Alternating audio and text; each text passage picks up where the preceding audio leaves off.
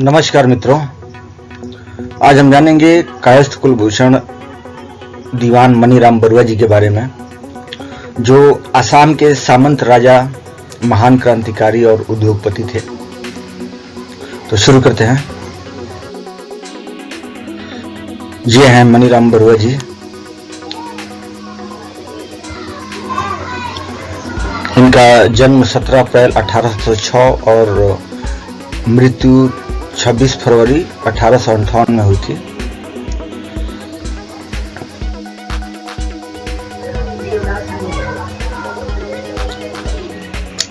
मनीराम दीवान के पिता का नाम श्री राम दत्ता बरुआ था। ये उत्तर पूर्व असम क्षेत्र के प्रथम शहीद स्वतंत्रता संग्राम सेनानी थे। सन 1826 में अंग्रेजों ने चाय के बागानों को अपने कब्जे में ले लिया और काम शुरू किया। सन 1828 में मनीराम दीवान उनसे जुड़े और कंपनी को असम के चाय के बागानों के बारे में बताया, लेकिन मनीराम दीवान अहोम के राजा पुरंदर सिंघा के पुत्र कमलेश्वर सिंघा और पुत्र कानंदपेश्वर के वफादार थे और उनके मित्र थे।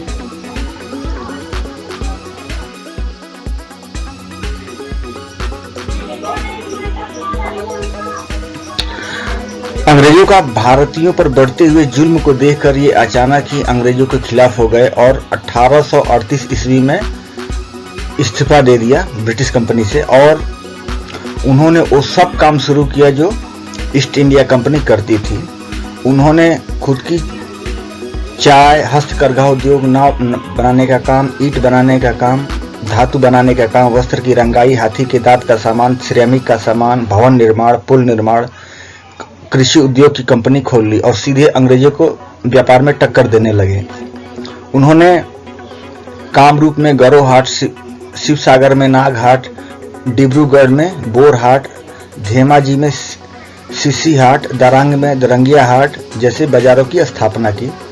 दीवान मनीराम की बढ़ती हुई सफलता और लोकप्रियता को देखकर अंग्रेज चिढ़ गए और उन्होंने उनके हर एक काम को गैर कानूनी घोषित कर दिया और 1850 ईस्वी में दीवान मनीराम की कंपनी को बैन करने का आदेश दे दिया।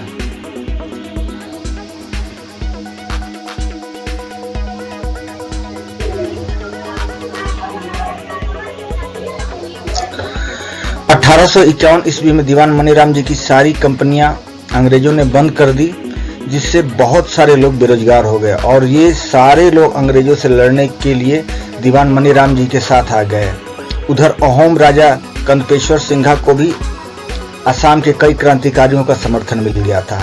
पियोली बरुआ जैसे महान क्रांतिकारियों ने असम से अंग्रेजों को भगाने की कसम खा ली थी। कुल मिलाकर पूरा असम अंग्रेजों से लड़ने और भगाने के लिए उतावला हो रहा था।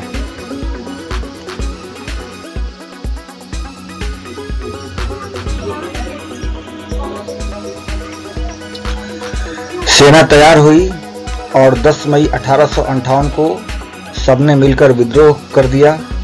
प्रमुख विद्रोही थे उर्विधार बरुआ, मायाराम बरुआ, चित्रसेन बारबुरा, कमला बरुआ, महीधर शर्मा मुख्तियार, लुकी शेचओवा बरुआ, उग्रसेन मार्गी, देवाराम धिंगिया, दूतीराम बरुआ, बहादुर गांव बुरहा, शेख फरमूद अली, मधुराम कोच आदि। 29 अगस्त 1857 को असम के जोरहाट पर हमला करने की योजना बनी। अहोम राज्य की स्थापना की घोषणा की जा चुकी थी।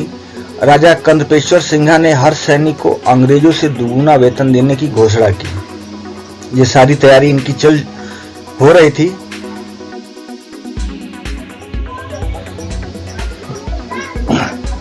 इसी बीच किसी गद्दार ने अंग्रेजों की मुखबिरी कर दी। अंग्रेजों की मुखबिरी करने के लिए भारत में बहुत सारे गद्दार पैदा हुए जिन्होंने समय समय पर मुखबिरी की। जैसे मुगलों के साथ में आए, वैसे अंग्रेजों के भी साथ में आए थे, तो मुखबिरी कर दी और राजा कानंदपेश्वर, मनीराम दीवान और पियोली बरुआ को अंग्रेजों ने गिरफ्तार कर लिया।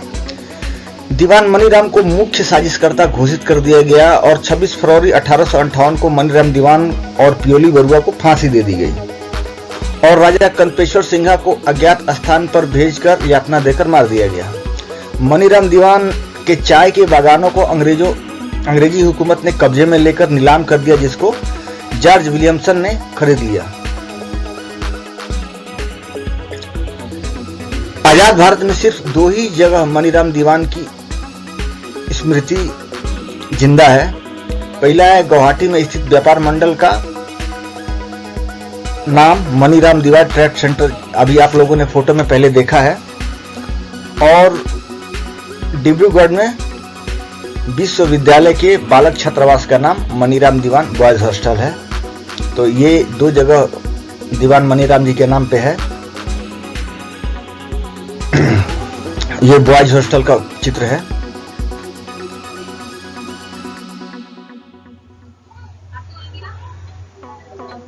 तो ऐसे थे दीवान मनीराम जी। तो कैसा लगा आपको वीडियो, कमेंट करके जरूर बताएं और इस वीडियो को अपने मित्रों के साथ शेयर करते रहें। कोटि कोटि नमन ऐसे वीर पुरुष को।